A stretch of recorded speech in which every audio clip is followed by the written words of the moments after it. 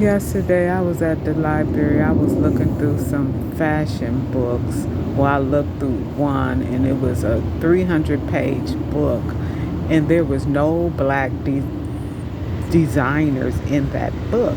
So once I finished, I put it back on the shelf. So I said, let me find some more fashion books. They all was the same. So I said, oh, let me let that go.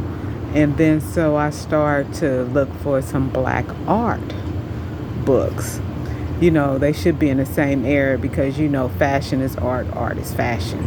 So I couldn't find any. So I went to the front desk and I asked the lady, I said, the white lady who was at the front desk, I said, do y'all have any black art books? And she says, oh, of course.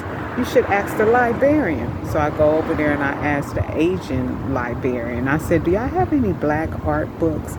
And he said, let me check. So he started looking on his computer and he's looking and he's looking.